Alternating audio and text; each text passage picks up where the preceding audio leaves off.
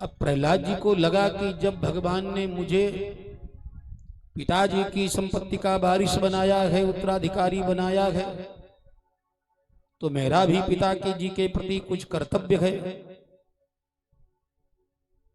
देखो भाई, पुत्र यदि हम हैं तो फिर माता पिता के प्रति हमारा कर्तव्य है। और लड़के अड़के हैं तो कोई बात नहीं, बच्चे हैं तो भी कोई बात नहीं, बच्चों पर कोई नियम लागू नहीं होता है, लड़कों फड़कों पर भी कोई नियम लागू नहीं होता है। लेकिन यदि हम माता पिता के पुत्र हैं, अपने को पुत्र मानते हैं, तब तो भाई नियम लागू होता है। बताया जीवितो वाक्य करणात् मृता हे भूरि भोजनात् गयायाम पिंड दानाच्च त्रिभी पुत्रस्य पुत्र था। पुत्र एक डिग्री है, रैंक पद है। ब्रह्मा जी ने कहा भाई ऐसा ऐसा करोगे तो तुम पुत्र कहलाने के अधिकारी हो। जीते जी माता पिता की सेवा करे, आज्ञा का पालन करे, उनको किसी प्रकार से दुख न हो ऐसी चेष्टा करे। और मृताहे भूरि भोजनात्, मृत्यु के बाद शास्त्र विधि के अनुसार उनके और दैहिक कृत्य करे। आजकल तो हो गया, तरक्की हो गई ना, विकास हो रहा है। मरने के बाद संस्कार नहीं किए जाते, निपटाया जाता है। बोले निपटा लो, दूसरे दिन, तीसरे दिन, चौथे दिन, 10 दिन तक भी तसल्ली नहीं है, धैर्य नहीं।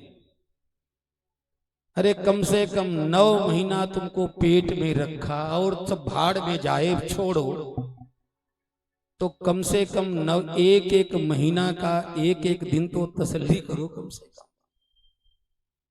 निपटाया जाता है क्योंकि पढ़े लिखे हो गए, समाज सुधर रहा है, इसी में सुधार है। अपने माता पिता के प्रति, अरे भाई यदि मानते हो कि शरीर और जीवात्मा अलग अलग है, शरीर यदि शरीरवादी हो, शरीर ही सब कुछ मानते हो, तो ऐसी तैसी में जाओ, फिर कुछ लेना देना तुमसे नहीं। लेकिन यदि शरीर है और आत्मा है, दोनों हैं, तो फिर शरीर के साथ आत्मा के प्रति भी तुम्हारा कुछ कर्तव्य है। और वो आत्मा ही पिता के रूप में है, आत्मा ही माँ के रूप में है, आत्मा ही दादा दादी के रूप में है, आत्मा ही मित्र संबंधी के रूप में है, शरीर नहीं है। इसलिए मृत्यु के बाद भी कुछ कर्तव्य होते हैं। वेदों ने, शास्त्रों ने जिसको बताया है उनको करना चाहिए। और फिर संभव हो तो गयादिक तीर्थों में जाकर के श्राद्ध भी करें। लोग कहते हैं श्राद्ध से क्या होता है? अरे श्राद्ध से नहीं होता है तो तुम मजारों पे जाकर के, समाधियों पे जाकर के फिर फूल क्यों चढ़ाते हो? अमुक नेता की आज वो है तो मत जाओ ना, वहां तो काउंटिंग होती है, कौन गया कौन नहीं गया, पेपर में आता है अमुक व्यक्ति अमुक नेता की समाधि पर गया और अमुक नहीं गया। नेताजी बैठे क्या वहां? अरे तुम्हारे माँ बाप हैं, कम से कम माता पिता के प्रति कुछ तो तुम्हारा कर्तव्य है। कितनी श्रद्धा है, कितनी कृतज्ञता है, कितना धन्यवाद देते हो, कितना। वैसे श्राद्ध का अपना एक महत्व है। श्राद्ध एक विज्ञान है। श्राद्ध से जिसके निमित्त श्राद्ध होता है उस जीवात्मा को भी प्राप्त होता है, और यदि उस जीवात्मा का मोक्ष हो गया है तो श्राद्ध करने वाले को ही उलट करके वो वस्तु प्राप्त होती है, वो वस्तु प्राप्त होती है। इसलिए किसी भी अवस्था में श्राद्धान न प्रमदितव्यम, श्राद्धादि कार्यों से प्रमाद नहीं करना चाहिए। ये एक स्वतंत्र प्रसंग है।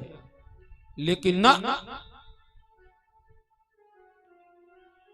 आजकल सारी पढ़ाई सारा ज्ञान क्योंकि मान लिया, शिक्षा का प्रभाव है, हमारा विकास ही बंदरों से हुआ है। जब ये खोपड़ी में भरा हुआ है कि पाषाण युग में, प्राचीन युग में बंदर से विकसित हुए हैं, और जब बंदर से विकसित होकर के मनुष्य बने हैं तो उस पर कोई नियम लागू नहीं है। लेकिन यदि हम ब्रह्मा की संतान हैं, परमात्मा की संतान हैं, ऋषियों की संतान हैं, तब तो नियम लागू होगा। इसलिए जड़ ही खत्म कर दो। किसी ऋषि से, किसी मुनि से, किसी ब्रह्मा से, किसी परमात्मा से, किसी ईश्वरीय सत्ता से तुम्हारा संबंध नहीं है। तुम्हारा संबंध बंदरों से है, बंदरों से। अब बंदरों का न कोई माँ है, न कोई बाप है, न कोई धर्म है, न कोई संस्कृति है, न कोई कल्चर। वो बंदर से मनुष्य बन गया। अब जरा कोई बंदर नहीं मनुष्य बनता दिखाई देता है। अब तो कोई मनुष्य, बंदर जो है मनुष्य होते नहीं दिखाई दे। कम से कम 22वीं सदी में, 23वीं सदी में अब तो विशेष रूप से होना चाहिए, जल्दी विकास होना चाहिए। देखते देखते कोई बंदर मनुष्य हो जाता। क्या बात है, कहां कहां से लाते हैं ये सृष्टि। जो जहां है वहीं पर है, जो जहां पर है।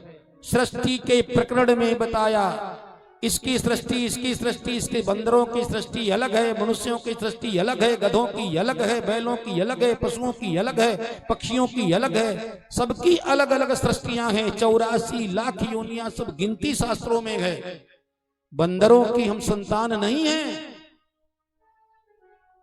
इसलिए हमारे ऊपर धर्म कर्म सब लागू होते हैं।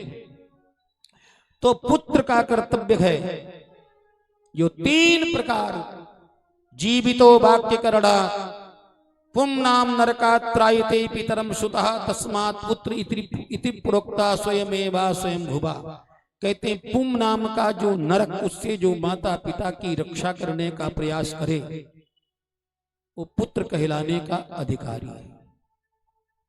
पुम नाम कौन? ये वृद्धावस्था, अशक्तावस्था। एक दिन पुत्र पुत्र होता है, पिता पिता पिता माता पिता होते हैं। लेकिन ये काल चक्र है।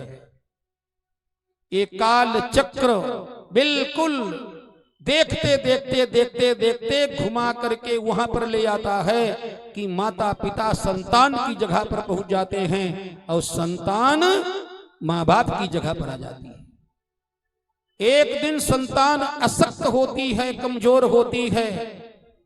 क्या कर सकते थे? जरा विचार करो, जब इतने बड़े थे तो क्या कर सकते थे? पानी भी नहीं पी सकते थे, भोजन भी नहीं कर सकते थे, कोई भी काम नहीं कर सकते थे, मक्खी मच्छर भी नहीं हटा सकते थे, दवा भी नहीं ले सकते थे। लेकिन उस समय तुम्हारी व्यवस्था कौन करता है? माता पिता करते हैं। कौन करता है?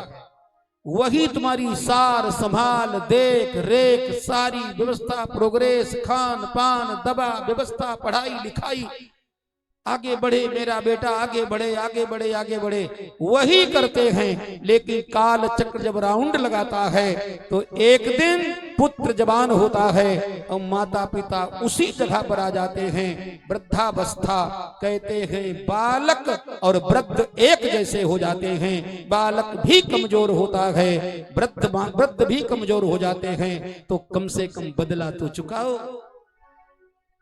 धर्म को छोड़ो, नहीं मानते हो तुम धर्म को, बदला तो चुकाओ कम से कम। बदला ये कौन है कि माँ बाप वृद्ध हो गए तो ले जाओ और उसको वृद्धाश्रम में छोड़ दो जाकर के। हिंदुस्तान की भूमि में, भारतवर्ष की भूमि में वृद्धाश्रम बने और वृद्धाश्रमों में बूढ़े लोग भेजे जाएं, ये कोई अच्छी बात नहीं है। दुर्भाग्य है, दुर्भाग्य। केंद्र सरकार, स्टेट सरकार व्यवस्था करती, अच्छी बात है, बढ़िया बात है। लेकिन ये मानव जाति को चिल्लू भर पानी में डूब के मर जाना चाहिए कि हमारे बाप हम घर में रहें, हम घर में रहें, हमारे बूढ़े माँ बाप दादा दादी वृद्धाश्रम में रहें। अरे तुम 4 रोटी होती है, एक एक रोटी खा लो, थोड़े में रह लो, लेकिन ये कहाँ का नियम है कि हमारे माँ बाप वृद्ध हो गए हैं तो हम उनको यानी वृद्धाश्रम में छोड़ दे जा करके। सरकार का काम ठीक है, सरकार बढ़िया कर रही है, लेकिन ये संतान का काम नहीं है, ये उसके वारिस का काम नहीं है। कुछ हमारे भी कम से कम कुछ तो बदला चुका हो। जिन सब दियो ताहि बिसरायो ऐसो नमक हरामी। इसलिए पुत्र बनने के लिए कुछ करना पड़ता है। लड़के तो होते हैं, बच्चे तो होते हैं, बकरियों के भी होते हैं, सबके होते हैं। पुत्र बनने के लिए कुछ त्याग करना पड़ता होता है, कुछ सहन करना पड़ता है, कुछ कष्ट उठाना पड़ता है, कुछ बलिदान करना पड़ता है, साधना करनी पड़ती है, तब पुत्रत्व प्राप्त होता है। इसलिए जरा विचार करो, हिरण्यकशिपु जैसा बाप और प्रहलाद जैसा बेटा, जिस हिरण्यकशिपु ने प्रहलाद को मार डालने के लिए कोई कसर नहीं छोड़ी, कैसे मारा जाए, कैसे निपटाया जाए, और उस हिरण्यकशिपु के लिए प्रहलाद जी कहते पुत्र है ना, पुत्र हैं, पिताजी मेरे पिताजी पवित्र हो जाएं।